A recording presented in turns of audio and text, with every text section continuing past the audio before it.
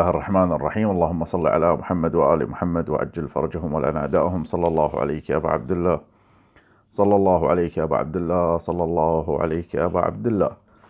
ما زلنا مع مشمش في كتاب المحنة، أني حق الصفحة 133 اللي تتكلم عن فلوس خليجي. دائما الخليجي كله مبيوق ناصبين عليه وصهر مرجع. يقول تحت مقال بعنوان ومال الآخر لصهره: جاء جمع خليجي إلى النجف الأشرف، تعال يجيب فلوسك وامش، وهم ضمن حملة للزوار من ذلك البلد، وتضم الحملة وجوها وشخصيات من الشيعة هناك. وللتوضيح فإن شيعة هذا البلد الخليجي هم من الممولين الكبار للمرجع بالأخماس الكبيرة الحجم، يعني أكيد الكويت، أكيد على قولتهم رئة الحوزة. لقد دخل هؤلاء على شكل وفد، وحصر المكان والوقت للتعامل معهم فقط، وأغلق باب الزيارات الروتينية. جهزوا لهم شيء خاص، ترتيب خاص هني، VIP ذيلا، دفيع جاد. جلس المزور دام ظله على كرسي خلاف المعتاد، وأخذ يحيي الجميع، وسئل بعض الأسئلة الشخصية وغيرها وكان يجيب. هنا ابتدر أحد هؤلاء، ولا يدرى إن كان قد نظم السؤال مسبقا. سأل هذا الرجل سماحته قائلا: سيدي، هناك لكم وكلاء عديدون كأئمة المساجد، وحتى بعض الخطباء يفدون علينا ويحملون في جيوبهم منكم وكالة، والناس تعطيهم الأخماس، لكن هناك مبالغ كبيرة وضخمة لمن نعطيها نظرا لبعض الملاحظات القانونية والسياسية وغيرها. لأن المبالغ الكبيرة ساعات مثلا التحويلات وكذا يكون عليها عين الحكومة، من أين لك هذا؟ فعلشان كذي شلون يعني كل من جايب ورقة وقال أنا وكيل فلان يصير هو؟ أجاب هذا المرجع المعظم بعظمة لسانه قائلا: أعطوها لأبو نقط وأبو نقط، حددهم بفلان وبفلان، والمقصودان صهراه المعظمان، اللي واحد مسكه مشرق الأرض واحد مسكه المغرب. يعني ما يعني يا ريت أحد يطلع كذي بصورة يطلع لنا المرجع ويحط لنا وكيل عنده هني، ويحط الدول التابعة له، وكيل هني والدول التابعة له، وبعد تحتها مكتوب كذي: من حلمته هذه لحلمته هذه، أنا الواقف على التطنجين، أنا سارق أموالكم على التطنجين. والمقصودان صهراه المعظمان. ولعل السائل أعد السؤال سلفا، ثم خرج أعضاء الوفد بعد أن اصطفوا طابورا لتقبيل يده. هنا لدينا أسئلة، أموت على أسئلتك أنا سيدنا. عطنا يكشمش، ما هي المبررات الشرعية للمرجع أن يحصر الأخماس عند أصهاره وأولاده؟ السؤال لكم يا شيعة، أنتم جاوبوا. ومن أجاز له هذا؟ وأي إمام من الأئمة أو ولي فعل ذلك؟ السؤال لكم يا شيعة، جاوبوا. ايش حق تبطلون حلوجكم الخايسة علينا؟ بطلوا حلوجكم على هذا. أن أعطاء هذا التخويل أمر رهيب، بمعنى أن هذا المرجع سيجيب بين يدي الله تعالى غدا عن $1 الواحد أو $1,000,000، وأنه هو المسؤول غدا يوم القيامة، سواء ضاع المال في شرق الأرض أم في غربها. نحن نتساءل على أي ملاك يحظى الأصهار والأولاد بهذه الثقة وهذا الاعتماد عند سماحته، فيسلطهم على أموال المحرومين والضعاف؟ من أعطاهم هذه العصمة وهذه التزكية؟ هل سأل أحدهم يوما: من أين لك هذا؟ هل أنه لا يعلم بالفنادق والمصانع والاستثمارات والعقارات وهم يسجلونها بأسماء إما زوجاتهم أو أصدقائهم، وذلك للتغطية والهروب من المسؤولية؟ أكو وكيل مرجع بالكويت هني هذا، والحين بعد يعني ذاك اليوم قاعد أشوف واحد وراني بالانستغرام ولده بعد لابس عمامة وهم قاعد يطلع كذي، يعني يتميلح كذي، يصور بعمامته وولده ويتميلح كذي، يعني نصاب نفسه أبوه. فهذا الظريف طبعا يخمط فلوس من الكويتيين خمط. عنده عمارة بإيران كانت عنده، والحين أبشركم الحمد لله شرى العمارة الثانية. وانتم خلكم على معاشاتكم، روحوا داوموا الصبح وبصموا، بعدين ادفع خمس، ادفع خمس.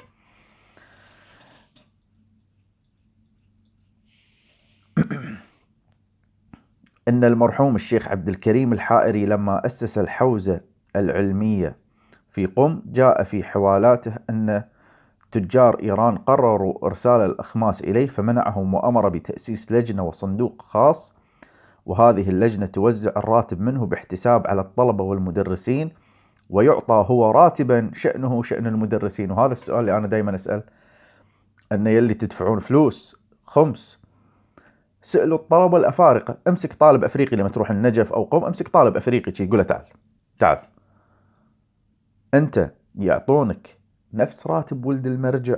مهم ولد المرجع هم طالب حالك. المفروض يصير مساواة ولا أكو عنصرية؟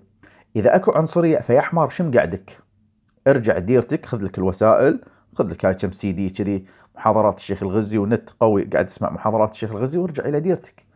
أبرك لك قاعد تدرس علوم نواصب، وقاعد عند ناس سقطت عدالتهم، بعد ليش قاعد؟ ارجع ديرتك. وهذا الشيء ينطبق على الطالب الأفريقي والهندي والبنغالي والسيلاني والأفغاني كلهم يعني الأجانب. ولذلك أنا بس حددت الأفارقة أكثر، لأن أنا تكلمت عن الأفارقة، واللي متابعنا على الفيسبوك حطينا حتى ردود بعضهم وشنو كتبوا من معاناتهم وإلى آخره. فهل دين الشيخ الحائري غير ديننا، أم أن مذهبه غير مذهبنا، أم أن هؤلاء لديهم ضمانة من الله خاصة أن يتركوا المال بين أيدي أصهارهم وأولادهم وأحفادهم يعبثون بها ما يشاءون؟ فأين الله وأين أهوال يوم القيامة عنهم؟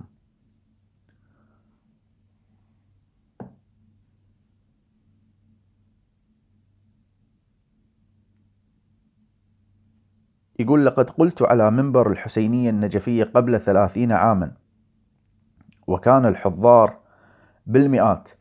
قلت بطريق المحاكاة: نمر بأودية جهنم فنفاجأ بمنظر مذهل مدهش، ألا وهو شخص كنا في الدنيا نعمل بفتاواه ونتزاحم على تقبيل يده، وإذا به في غرفة من غرف جهنم يحترق بنارها ويستغيث. والله ايش كثر ودي أشوفه من ذيلا. وهنا نسأله: سيدنا هل شربت خمرا؟ فيقول لا. هل قتلت نفسا؟ فيقول لا. هل زنيت؟ فيقول لا. هل فيقول لا.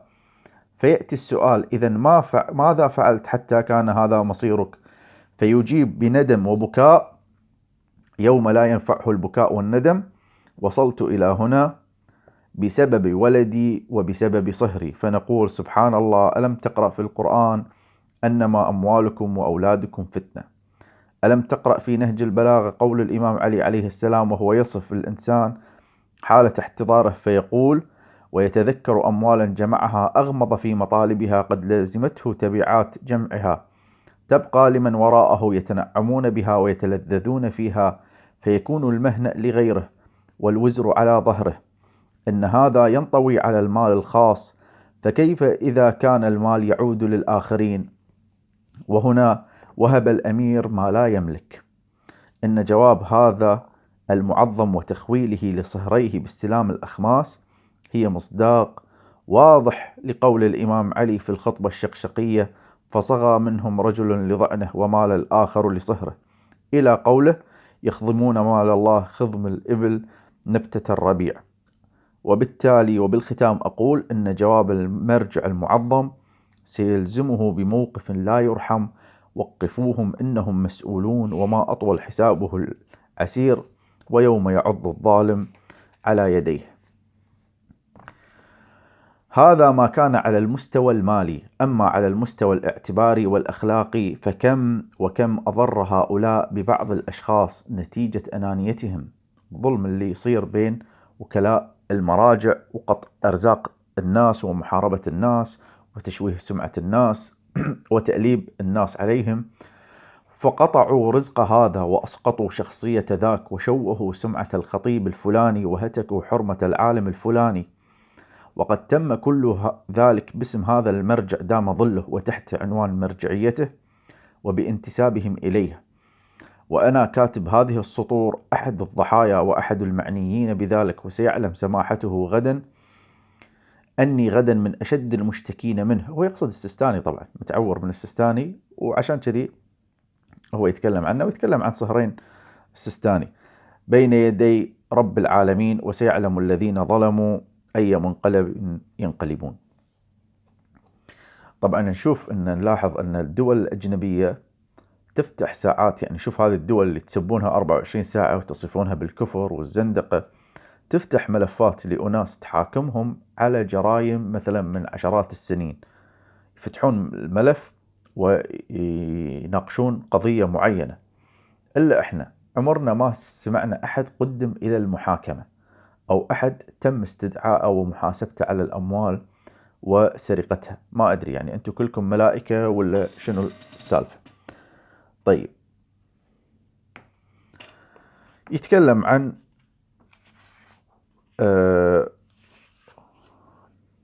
فرح ديبة، فيقول تحت مقال بعنوان على عيني، يقول: كلمة مضت على سماعها 50 عاما ولم تزل عالقة في ذهني، فمن قائلها وكيف قالها وأين قالها؟ في أوائل الستينيات زارت النجف الأشرف شخصية نسائية مهمة، وهي فرح ديبة، زوجة شاه إيران محمد رضا البهلوي. وكانت مناسبة نادرة أن تصادف عيد الغدير الأغر، مناسبة يسميها الإيرانيون بعيد نوروز. وحلت في النجف الأشرف ضيفة على ابنة المرحوم السيد محسن الحكيم، زوجة السيد إبراهيم اليزدي حفيد المرحوم السيد كاظم اليزدي. وقيل عندها إنها أعطته مالا وفيرا له ولوالد زوجته. كان يصحب هذه الضيفة وفد رفيع المستوى يرأسه وزير خارجية الشاه عباس آرام، وأقيمت مأدبة طعام غداء يوم العيد في منزل أحد مدرسي المدارس الإيرانية في النجف الأشرف، وهو جيهاني، وحضر فيها السيد الحكيم وأكثر من 80 من وجهاء الحوزة والمدرسين. وكان حضور وزير خارجية الشاه لافتا، حيث جلس بجنب السيد الحكيم وبجنبه من الجانب الآخر السفير الإيراني فريدا مشايخي، والتقطت لهم الصور مع السيد الحكيم. لقد كنت حاضرا آنذاك وأنا ابن 18 سنة، وكنت أرصد المشهد تماما، وكان ذلك في ظرف اقتصادي صعب لا يستطيع فيه رجل العلم في النجف الأشرف أن يتذوق لحم الدجاج إلا مرة واحدة في العام. كان الوضع الاقتصادي كلش صعب، فالطالب العلم ما يقدر ياكل دياي، شوف الدياي الرخيص، إلا مرة واحدة بالسنة. لكن طبعا بدام هني بيت الحكيم وزايرهم هالضيف المهم، لقد تم وضع المائدة وهي من أفخر الطعام ذي النكهة الإيرانية، وتغطي الدجاج فيه روائح الزعفران ويغلفه الزرشك. يا سلام، بس أنا ما أحب الزرشك، حامض. هنا جاء دور الكلمة على عيني. فما هو الأمر؟ كان أحد العلماء الحضار يموتون المؤممين على الأكل هو السيد جواد الطباطبائي التبريزي، وكان هذا العالم الجليل أكولا بشكل عجيب. هم المعممين يهف هف زي ما ياكل إيدك وانت تاكل وياه. في حين كان يجلس أمامه بالطرف المواجه له السيد رضا الخلخالي والسيد صادق الخلخالي ابن عمه، فتذاكر بحذر من أن يتناول السيد التبريزي الطعام بشكل لا يتناسب مع فخامة الضيوف. يعني الظهر يفشل. أكو ناس تدرون بعد ياكل يقعد يمك بالأكل يلوع كبدك، يقعد يتريع وهو ياكل، ولا وهو ياكل يطلع لك صوت كنا صخلة وهو يعلج بالأكل.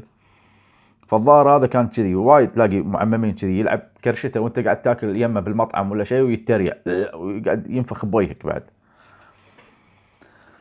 فما كان من هذين السيدين من حيلة إلا أن يكتبا له ورقة صغيرة ويطلب منه التقيد بتناوله الطعام مراعاة لوضع الجلسة، وسلم الورقة إلى فتى كان يوزع الماء، وطلب منه إعطائها للسيد جواد التبريزي، وفعلا أوصلها الفتى إليه فقرأها مبتسما وهو يقول بصوت عال مخاطبا لهما: على عيني أما بعينك. وفعلا تقيد بالبروتوكول المناسب. ومن الجدير أن أذكر أن للملكة فرح ديبا زيارتين للنجف الأشرف، كانت هذه الأولى، أما الثانية فكانت عام 1378 وتزامنت أيضا بنفس المناسبة، وهي توافق زيارة الغدير مع مناسبة النيروز، إلا أنها كانت ضيفة هذه المرة على ابنة الخوئي زوجة السيد نصر الله المستنبط. وأسباب الزيارتين كانت واحدة، اللي هو الدعم، أن تأخذ دعم المرجعية في النجف ضد الخميني. يعني لو الخميني كان ما سوى ثورته، أو أنه مثلا ليه الحين ما حقق ثورته، كان الحين فرح ديبة هم زارت السيستاني. فهي دائما تزور اللي عنده القوة في النجف. ذيك الفترة كان محسن الحكيم، بعد محسن الحكيم صار الخوئي، عقبها صار السيستاني، وما يندرى إذا فنقش منه راح يكون عقبه. وكنت شاهدا على الحالة الثانية كما في الأولى. طيب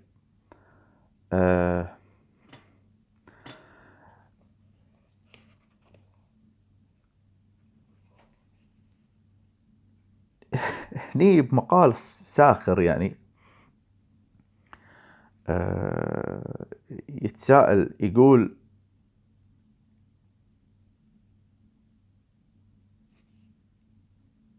أن يوم أن يا الرئيس الأمريكي إلى في الصفحة 139، يقول يتكلم عن فرح ديبة اللي كانت يعني مشهورة بالرقص هذا، تعرفون الرقص مال الملوك والأمراء تشوفونه في الأفلام.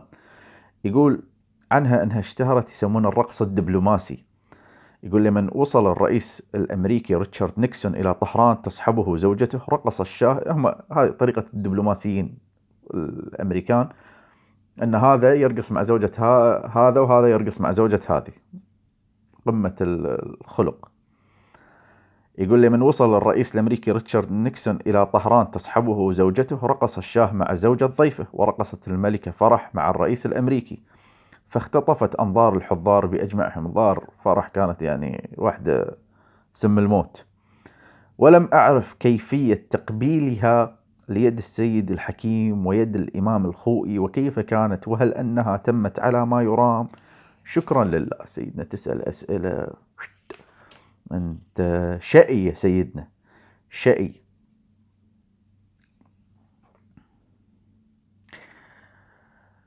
باقر القرشي، طنطرطن، هذا بعد تعرفونه من وجهاء علماء الحوزة. خلينا نشوف شنو سوى باقر القرشي. تحت مقال بعنوان الوفد الحوزوي وصدام، يقول: بعد وفاة الخوئي بأيام قليلة، تقرر وباقتراح من المسؤول الأمني والحزب الأول في النجف الأشرف عظيم سعد راضي تشكيل وفد حوزوي للقاء صدام حسين وشكره على اهتمامه بتشييع الخوئي.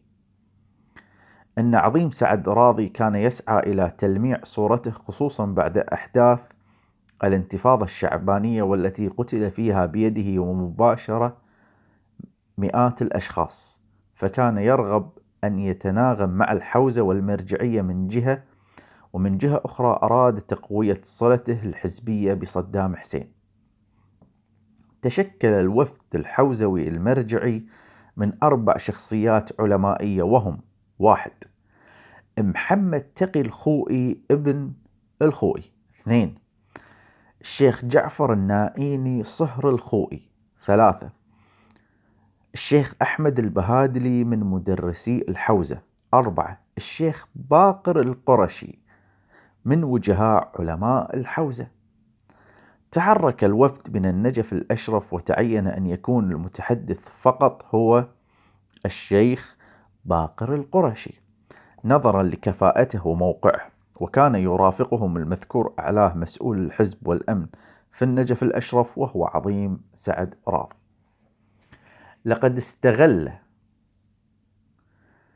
ابن الخوئي محمد تقي المناسبة فطلب من عظيم سعد راضي أن يتوسط عند صدام حسين لإخلاء سبيل أخيه إبراهيم المعتقل مع مجموعة من آل الخلخالي وبحر العلوم، وكان أمرهم مجهولا.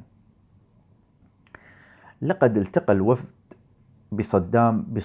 فالتقى صدام بالوفد بصورة باردة وبوجه مكفهر.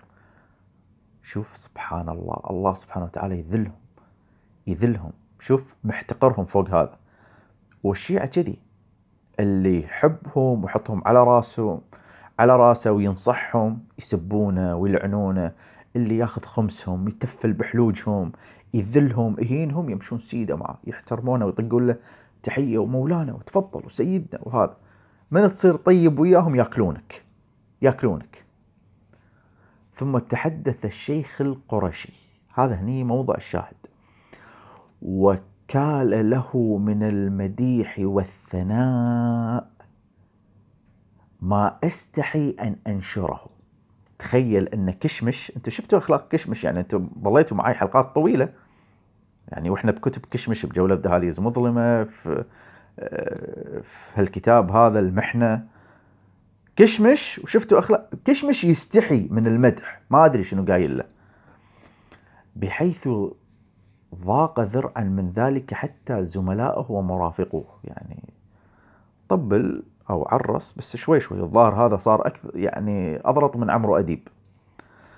وقبل خروج الوفد وصدام على كرسيه لم يتحرك، لا أثناء دخولهم ولا أثناء خروجهم.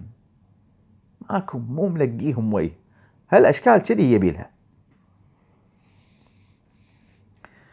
فاتحه عظيم سعد راضي قائلا: سيدي، الجماعة يرتجون منك رجوة، وهو العطف والعفو عن ابن الخوئي ومن معه. فنفر صدام بوجهه وقال: هذا مال حوادث عصابات الشغب.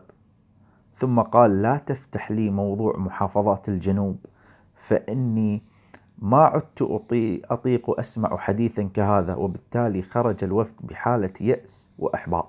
شنو استفدت يا بقوري باقر؟ شنو استفدت انت من هذا المدح اللي حتى ربعك استحوا يعني امتعظوا؟ شنو هذا؟ شو الحكي اللي هذا اللي انت قاعد تقوله؟ يعني قلنا طبل بس مو هالشكل. طيب، في هالمقال هذا يتكلم عن الانفصال او الصراع اللي ما بين عيال الحكيم والصدر. مر معانا ان الحكيمين شنو سووا مع الصدرية، وشلون ان العراقيين اللي يحبون الصدر في ايران حذفوا محمد باقر الحكيم بالجواتي. ومر معانا الكتيب اللي كان مسويه محمد باقر الصدر ضد محمد باقر الحكيم ضد ضد الصدر. فهني هم يعني هذه المعلومات حول الصراع ما بين عيال الحكيم وعيال الصدر، تحت مقال بعنوان سؤال تاريخي: ما هو تاريخ الانفصال بين الشهيد محمد باقر الصدر والسيد الحكيم؟ في الواقع لا أمتلك تاريخا دقيقا لذلك، إلا أني أعرف بالتأكيد أن صلة السيد الصدر بالسيد الحكيم كانت متينة. وأذكر أنه كان يحضر بحث السيد الحكيم في مسجد فوق الرأس المبارك، الآن أصبح جزءا من الحرم، يعني هذا المسجد. وأكثر من هذا، وهو أن السيد الحكيم بارك تأسيس حزب الدعوة الإسلامية في أوائل الستينيات كنواة لقوة ثالثة في العالم، حيث كانت الشيوعية والرأسمالية تتقاسمان السيطرة على الدول والشعوب. وفعلا انصهر أكثر من واحد من أبناء الحكيم في هذا التنظيم الذي قاده السيد مرتضى العسكري والسيد الصدر وغيره. يعني ما شاء الله القوة، يعني ظهور حزب الدعوة، الحزب الإخوانشي هذا، انبثق من أكبر مرجعية في النجف، وهي مرجعية الحكيم من بيته. كما انضم إليه عدد من الخطباء بسعي من الخطيب السيد محمد علي المرعبي والخطيب الشهيد السيد جواد شبر الذي اندفع أولاده إلى الانضمام لهذا التنظيم، وكذلك العديد من بعض أفراد أسرته. لقد كانت قاصمة الظهر هو السيد محمد رضا ابن السيد الحكيم، والذي كان وراء الستار يقيم علاقات متينة مع ميشيل عفلق مؤسس حزب البعث. ولم يكن أحد في النجف الأشرف يعرف أسباب سفراته المتكررة إلى العاصمة اللبنانية يعني بيروت معقل عفلق، وقد يصحبه أحيانا بعض أعضاء حزب البعث المتقدمين من أبناء النجف الأشرف، والذين هم أبناء أحد علماء النجف الأشرف. فرحوا يا شيعة، مرجعيتكم بعثية ودعوتية وإخوانتية وشيوعية وقومتية، هذه مرجعيتكم. كل شيء تصير ما عدا أنها تصير تتبع آل محمد عليهم السلام. تقرأ أي كتاب ما عدا أنها تقرأ روايات أهل البيت عليهم السلام. لقد دخل السيد محمد رضا على الخط بتحريض هؤلاء وغيرهم، فأفسد الأمور بين الشهيد الصدر ووالده، لكن الترابط بقي ظاهريا، وبالمقابل تفاعل بعض أولاد السيد الحكيم كالسيد باقر والسيد مهدي والسيد عبد العزيز مع الشهيد الصدر، والذي كان يزداد يوما بعد يوم. حادثة مؤسفة، وهي أن جنازة لشخصية عشائرية مهمة في منطقة الشامية الفرات الأوسط وصلت النجف الأشرف، وتعود إلى شيخ مهم من شيوخ عشيرة الحميدات، وهو عم مهم للشيخ خالد أبي ذر العطية الذي هو أحد تلاميذ الشهيد الصدر ومريديه.